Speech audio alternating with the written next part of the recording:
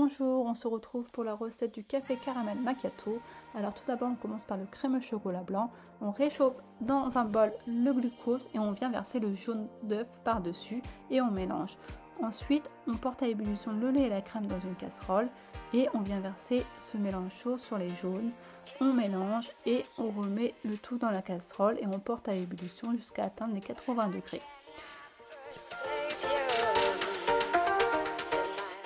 Dans un récipient, on met le chocolat blanc et la gélatine réhydratée et on vient verser la crème anglaise par-dessus, puis on émulsionne. On filme le bas d'un cercle et on vient verser le crémeux chocolat blanc dans le cercle et on laisse reposer 6 heures au congélateur. Ensuite, on démarre avec le caramel, on verse dans un petit plat le sucre et l'eau et on porte à ébullition jusqu'à obtenir une couleur brune. Ensuite, on verse la crème chaude et on mélange. On verse le jaune d'œuf, on mélange et on remet le tout à cuire en faisant attention à ne pas dépasser les 80 degrés.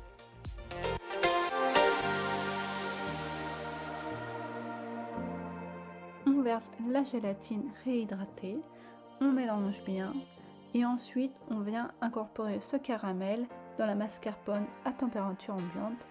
On verse le caramel mascarpone sur le crémeux chocolat blanc et on remet le tout au congélateur jusqu'au lendemain. Le lendemain, on commence par le biscuit sucré, on vient verser les blancs d'œufs dans un saladier et on mélange ensemble les deux sucres. Ensuite, on va commencer à monter les blancs d'œufs et on verse le sucre en poudre en 3 fois dès que les blancs d'œufs commencent à être mousseux. On obtient une bonne meringue et là on va venir mélanger tous les ingrédients qui restent et on va le verser en plusieurs fois sur la meringue et mélanger délicatement à l'aide d'une spatule. On verse la pâte sur une plaque de cuisson munie de feuilles de cuisson et on fait cuire 10 minutes à 190 degrés. Pour le croustillant, on vient verser l'huile sur le chocolat fondu et on mélange. Et ensuite, on vient verser sur les crêpes émiettées et on mélange le tout. On verse ensuite le croustillant sur le biscuit sucré prédécoupé et on étale ça uniformément, puis on remet au congélateur. Pour la mousse au café, on porte à ébullition le lait et le café et parallèlement, on vient mélanger le sucre et les jaunes d'œufs. On verse ensuite le café chaud sur les jaunes d'œufs et on mélange et on remet le tout dans la casserole pour obtenir une crème anglaise.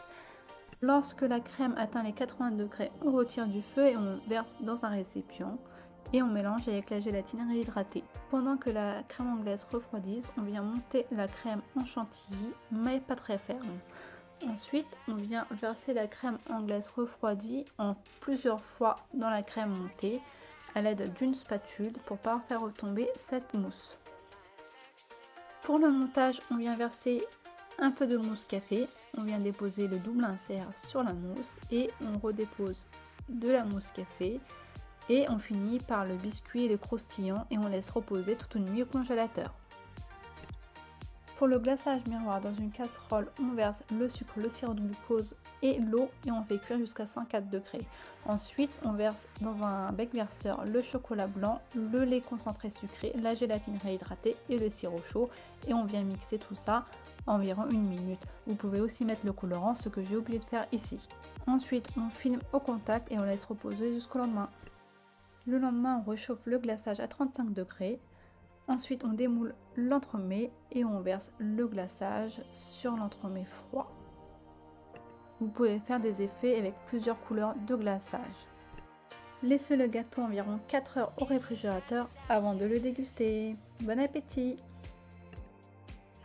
Et si tu aimes mes recettes, n'hésite pas à me suivre sur tous mes réseaux sociaux.